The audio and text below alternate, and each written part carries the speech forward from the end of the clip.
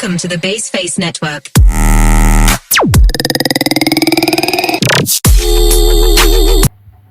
Dikumur-kumur, dikunyah-kunyah. Assalamualaikum semuanya. Sebelumnya ada kata pepatah mengatakan tak kenal maka tak sayang. Tapi kalau udah kenal jangan terlalu sayang. Jadi perkenalkan, saya Sor Mutahirah dengan NIM 2223026 dari Prodi PGSD untuk memenuhi tugas mata kuliah evaluasi pembelajaran di SD. Yuk teman-teman simak video saya.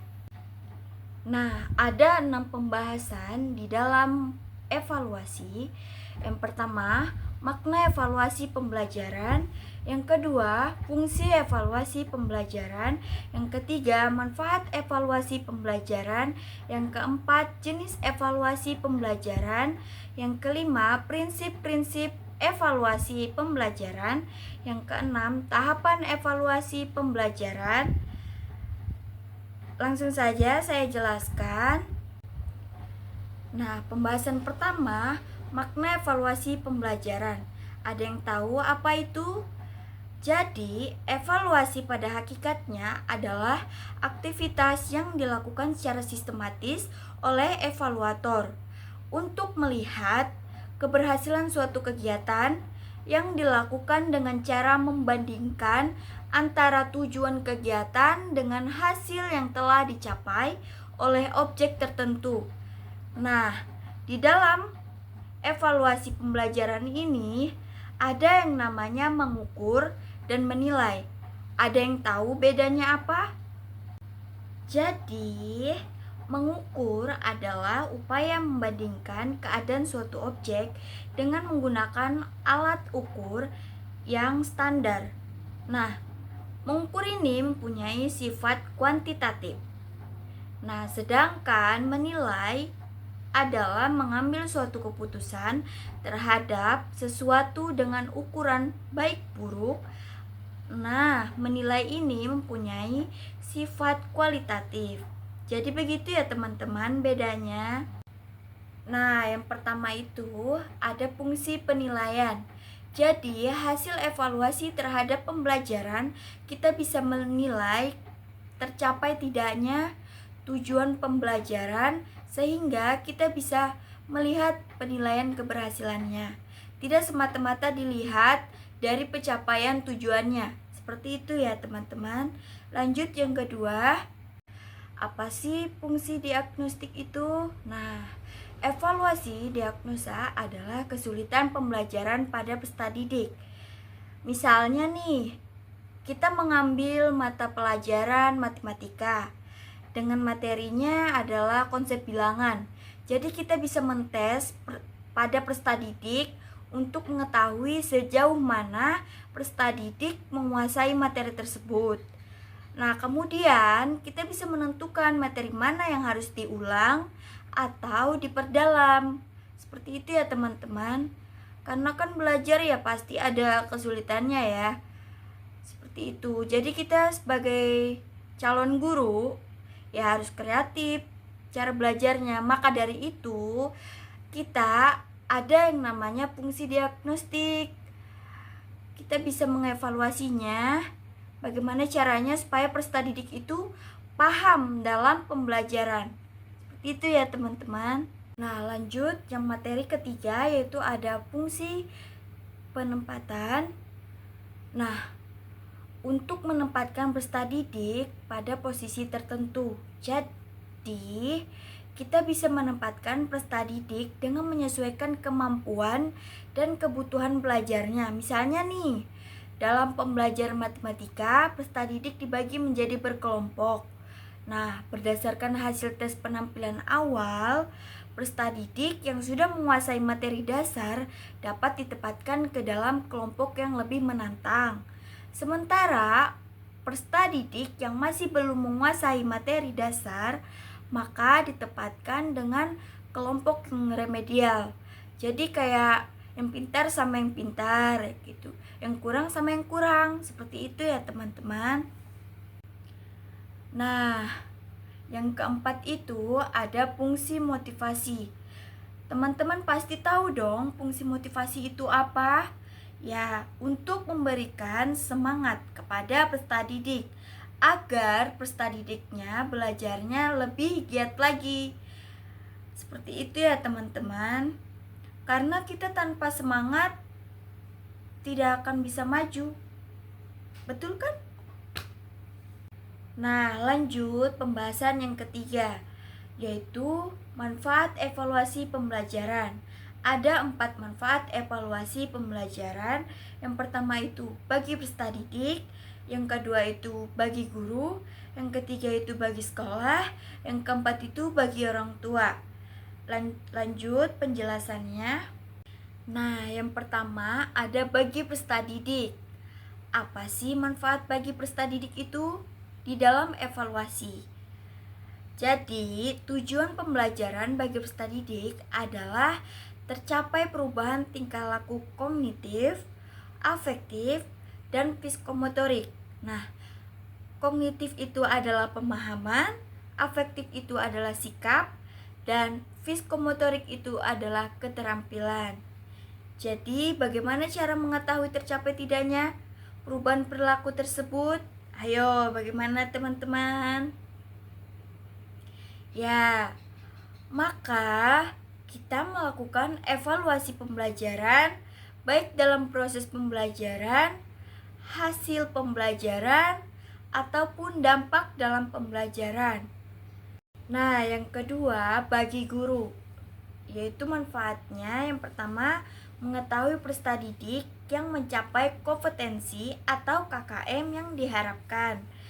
Yang kedua, mengetahui tingkat ketepatan pengalaman belajar atau materi pelajaran yang diberikan. Yang ketiga, mengetahui strategi, media, dan teknik pembelajaran yang digunakan. Nah, yang keempat itu ada bagi orang tua. Nah, evaluasi pembelajaran sangat bermanfaat bagi orang tua. Kenapa? Karena untuk melihat keberhasilan pendidikan anak-anaknya. Nah, jadi kita sebagai calon orang tua nih, kita harus bisa nih paham mengevaluasi pembelajaran mereka. Karena kita bisa dapat mengukur sejauh mana pencapaian mereka dalam belajar, berkembang atau tidaknya mereka dalam belajar. Seperti itu ya teman-teman. Oke, baik, yang pembahasan yang keempat yaitu jenis evaluasi pembelajaran. Nah, menurut saya yang sering dipakai itu adalah 3 jenis. Yang pertama itu formatif, yang kedua itu subsumatif, yang ketiga itu sumatif. Nah, yang formatif itu dilakukan di awal, contohnya itu pada saat ulangan harian. Yang kedua, subsumatif itu dilakukan di pertengahan, contohnya itu ulangan tengah semester. Yang ketiga, itu sumatif, dilakukan di akhir.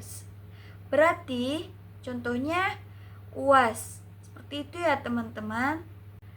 Baik, lanjut pembahasan yang kelima, prinsip-prinsip evaluasi pembelajaran.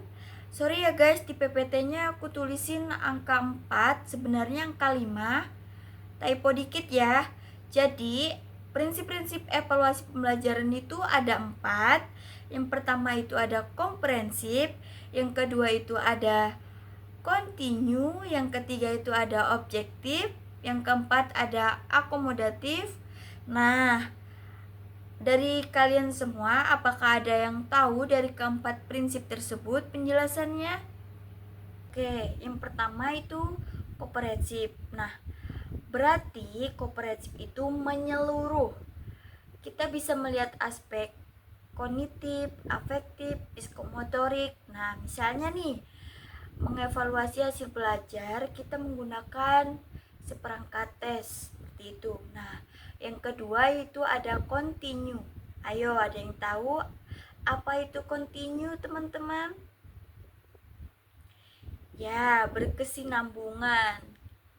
Nah, maksudnya evaluasi itu dilakukan secara teratur dan sambung menyambung.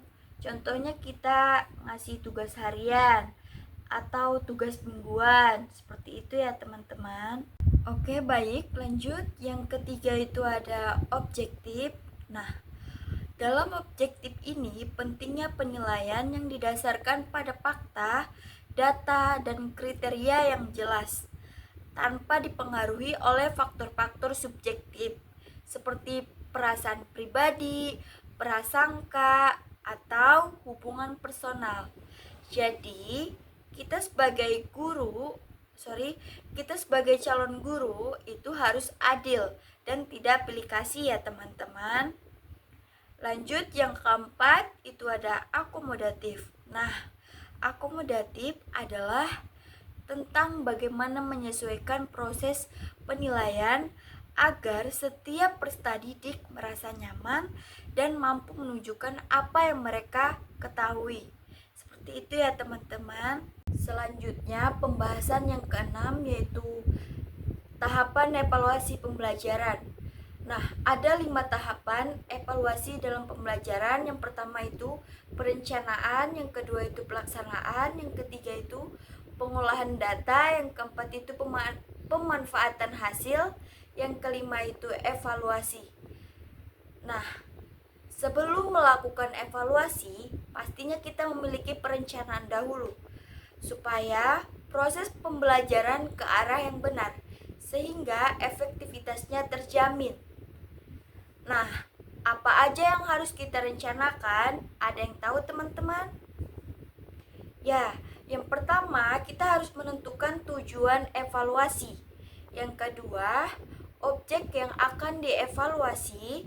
Nah, objek ini bisa berupa program kegiatan, peserta didik, dan lain-lain. Yang ketiga, menentukan model yang akan digunakan dari tujuan dan objek yang akan dievaluasi. Sedangkan yang keempat, itu ada aspek-aspek apa yang akan diukur. Nah, ada yang tahu aspek apa yang akan diukur, teman-teman? Aspek yang akan diukur itu adalah aspek kognitif, afektif, dan psikomotorik. Yaitu ada C1 pengetahuan, C2 pemahaman. Oke, baik, lanjut. C3-nya itu penerapan, C4-nya itu analisis, C5-nya itu evaluasi, C6-nya sintesis. Seperti itu ya teman-teman. Nah, adapun perencanaan, habis perencanaan itu pastinya ada pelaksanaan, yang dimana kita harus menentukan kualitas dan akurasi hasil evaluasi. Lanjut, tahapan yang ketiga yaitu ada pengolahan data. Dari data hasil evaluasi yang sudah terkumpul, maka evaluator harus melakukan analisis terhadap data tersebut. Di dalam pengolahan data ini ada yang namanya menggunakan pendekatan PAN atau bisa disebut dengan penilaian acuan normatif, dan pendekatan PAP atau bisa disebut dengan penilaian acuan patokan. Lanjut, tahapan yang keempat, setelah pengolahan data ada yang namanya tahapan pemanfaatan hasil. Nah, ini digunakan pada saat merencanakan evaluasi. Jadi, hasil evaluasi dapat dimanfaatkan sesuai fungsi evaluasi. Ada yang tahu apa saja fungsi evaluasi? Ya, fungsi evaluasi adalah seperti fungsi penilaian, fungsi diagnostik, dan seterusnya. Maaf, slide sebelumnya udah saya jelasin ya, apa itu fungsi evaluasi, penilaian, apa itu fungsi evaluasi diagnostik, dan seterusnya. Gitu ya teman-teman. Yang terakhir ada evaluasi. Maksud dari tahapan evaluasi ini adalah melakukan penilaian terhadap keberhasilan. Maka tahapan ini yang dilakukan oleh evaluator. Nah, dari pembahasan yang saya paparkan, dapat kita tarik kesimpulannya yaitu evaluasi pembelajaran merupakan proses yang penting untuk mengukur sejauh mana tujuan pembelajaran, serta memberikan umpan balik untuk memperbaiki di masa yang akan datang. Seperti itu ya teman-teman. Sekian dari saya, kurang dan lebihnya saya mohon maaf. Wassalamualaikum warahmatullahi wabarakatuh.